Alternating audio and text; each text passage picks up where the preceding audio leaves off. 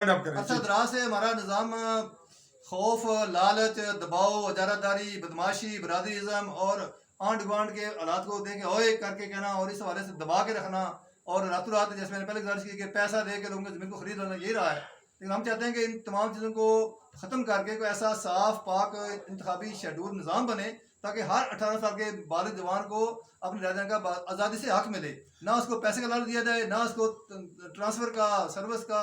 اور دوسرے کسی لالچ سے لا کے اس کی زمین کو فروخت کیا جائے. آپ کی پارٹی پاکستان سے بلونگ کرتی ہے اور آپ ایک جانب کہہ رہے ہیں کہ ملک الگ ہونا چاہیے اور ہے، اور یہ سٹیٹ ہے، الگ ملک ہے. دوسری جانب آپ منہاج القرآن اور عوامی تحریک جس کا تعلق پاکستان سے ہے، اس کی وضاحت کریں کہ یہ الگ پارٹی کا، اس کا تعلق صرف جموں کشمیر سے آپ کو خود مختار حیثیت دی گئی ہے یا کہ آپ پاکستانی پارٹی کے اندر ہیں؟ جی سر، اسلام تو ایک عالمگیر مذہب ہے اور ہر ملک میں رہنے والا مسلمان ہمارا مسلمان بھائی ہے، لیکن ہر ملک کی اپنی پہچان اور اپنی شناخت ہے، وہ پاکستان ہو یا ایران ہو. ایسے ہماری کشمیر کی بھی بن چاہیے. ہاں رہی بات تو ہم آزاد خود مختار کشمیر کے رہنے والے ہوں، ہم پاکستان کے ساتھ اپنے اچھے تعلقات رکھیں، سفارتی تعلقات قائم کریں. ان کے ساتھ ہمارا آنا جانا ویسے بھی ہے تو ہم اپنے خارجہ اور باقی سفارتی تعلقات کو ہم قائم رکھنا چاہتے ہیں.